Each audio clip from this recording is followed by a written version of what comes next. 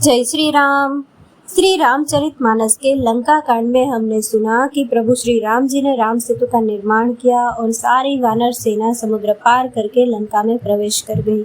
उसी दौरान मंदोदरी को बहुत चिंता सताती है और मंदोदरी रावण से संवाद करती है, उसे बहुत तरह से मनाती है कि प्रभु श्री राम जी साक्षात ब्रह्म है, उनसे बैर ना कीजिए।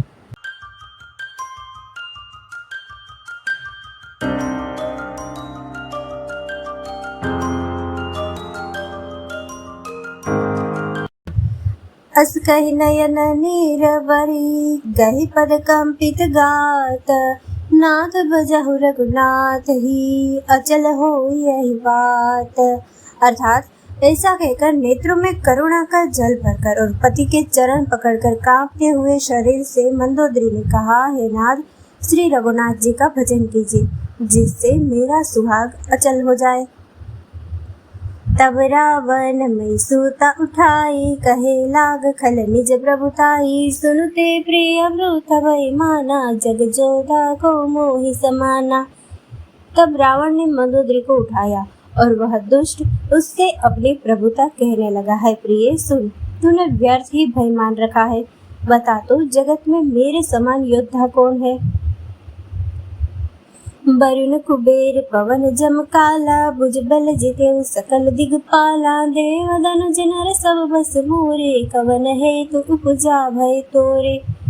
वरुण कुबेर पवन यमराज आदि सभी दिक्पालों को तथा काल को भी मैंने अपनी भुजाओं के बल से जीत रखा है। देवता दानव और मनुष्य सभी मेरे वश में हैं। फिर तुझको यह भय किस कारण उत्पन्न हो गया। नाना विदित ही कहसी बुझाई, सभा बहुरी बैठ सो जाई। मंदोदरी हृदय अस जाना, काल बस उपजा अभिमाना। मंदोदरी ने उसे बहुत तरह से समझा कर कहा, किंतु रावण ने उसकी एक भी बात न सुनी और वह फिर सभा में जाकर बैठ गया। मंदोदरी ने हृदय में ऐसा जान लिया कि काल के वश होने से पति को अभिमान हो गया है। सभा आई मंत्री तेहि भूजा, करब कवन विधि रिपुसे जूझा। कहि सचिव सुनु निशिचर नाहा, बार बार प्रभु पूछहु कहा। सभा में आकर उसने मंत्रियों से पूछा कि शत्रु के साथ किस प्रकार से युद्ध करना होगा। मंत्री कहने लगे, हे राक्षसों के नाथ, हे प्रभु सुनिए, अब बार बार क्या पूछते हैं। कहूँ कवन भय करिए विचारा, नर कवि भालु आहार हमारा। कहिए तो ऐसा कौन सा बड़ा भय है जिसका विचार किया जाए। भय की बात ही क्या है, मनुष्य और वानर भालू तो हमारे भोजन है। सबके वचन श्रवण सुनी, कह प्रहस्त कर जोरी। नीति विरोध न करिय प्रभु, मंत्री न मति अति थोरी।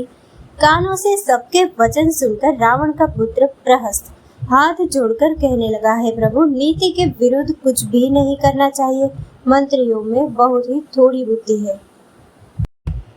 कहि सचिव सठ ठकुर सोहाती, नाथ न पूर आव एवाती। बार दिनाग एक कपियावा, तासु चरित मन महु सबु गावा।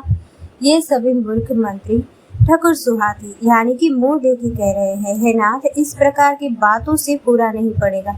एक ही बंदर समुद्र लांग कर आया था, उसका चरित्र सब लोग अब भी मन ही मन गाया करते हैं। चुदाल रही तुम ही तब काहू, जारत नगर कसे न धरी खाहू। सुनत नेग आगे दुख पावा, सचिवन असमत प्रभु ही सुनावा। उस समय तुम लोगों में से किसी को भूख न थी, बंदर तो तुम्हारा भोजन ही है, फिर नगर जलाते समय उसे पकड़कर क्यों नहीं खा लिया।